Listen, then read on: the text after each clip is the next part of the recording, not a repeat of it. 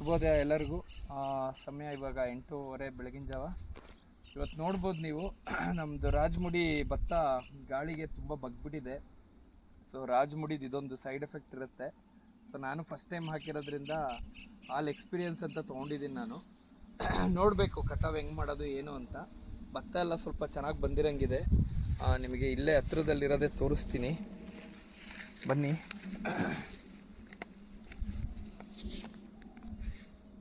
So ನೋಡ್ಬೋದು ಭತ್ತ ಚೆನ್ನಾಗಿ ಒಣಗಿದೆ. ನಾನು ಸ್ವಲ್ಪ ದಿನ ಟೈಮ್ ಕೊಟ್ಟಿದ್ರೆ ಚೆನ್ನಾಗಿ ಬಂದಿರೋದು ಅನಿಸುತ್ತೆ.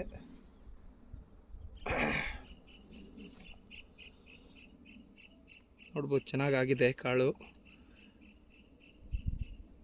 ಏನು ಕೆಮಿಕಲ್ಸ್ ಹಾಕ್ದರೆ ಬೆಳೆದಿರೋ ಅಂಥದ್ದು. ಈಗೇನು ಬೇರೆಯವರೆಲ್ಲ ಹೇಳ್ತಾರಲ್ಲ ಸರ್ಕಾರಿ ಗೊಬ್ಬರ ಹಾಕಿ ಅಂತ, ಆ ಥರ ಏನೂ ಹಾಕಿಲ್ಲ ನಾನು. ನೋಡಿ ಭತ್ತ ಈ ಥರ ಇದೆ.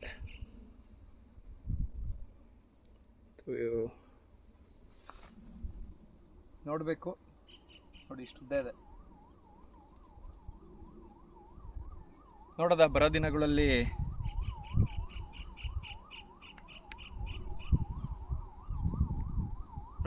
ದಿನಗಳಲ್ಲಿ ಹೆಂಗೆ ಬರುತ್ತೆ ಅಂತ. ಇದನ್ನು ಕಟಾವಿಗೆ ಮಿಷಿನಲ್ಲಿ ಮಾಡ್ಸೋಕ್ಕಾಗಲ್ಲ, ಅದು ಒಳ್ಳೆಯದೇ ಒಂಥರ.